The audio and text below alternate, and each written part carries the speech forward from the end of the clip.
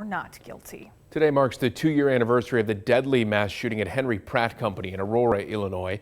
Police say Gary Martin, a disgruntled employee, shot and killed 5 people inside a warehouse.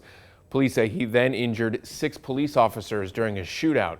Martin was killed by police in that shooting. The investigation after revealed that Martin had a revoked FOID card, but there was no policy in place for Illinois to confiscate that FOID card or his guns.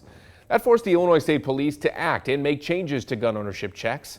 But some state legislators push for more gun reform, even though Illinois already has some of the strictest gun laws in our country. 13 News reporter Richard Bodie reports tonight.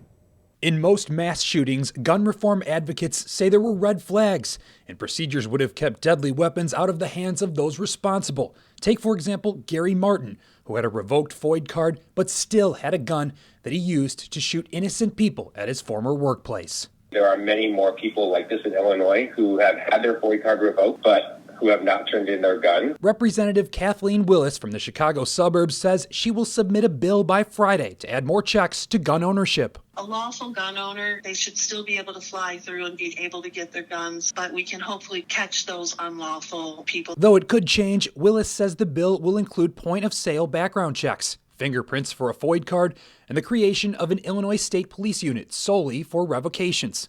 But Republican Senator Dave Severson isn't sure more laws are the answer to curbing gun violence. These are people that are illegally using guns, that passing new laws are not going to change. It's about enforcing the laws that are on the books. And in the last 2 years, ISP says it has made more changes, like a portal for law enforcement and prosecutors to more easily identify people who aren't FOID compliant. Since the shooting at Henry Pratt, ISP says it revoked more than 11,000 FOID cards. And those are steps Severson says are working. It isn't about making controls tighter. It's going after those who are committing crimes. Finding a balance in gun ownership, but keeping unlawful guns off the streets. For your 13 Weather Authority, Richard Bodie, 13 News. Illinois State Police also shared that more than 11,000 attempts to unlawfully obtain a FOID card were stopped in the year 2020.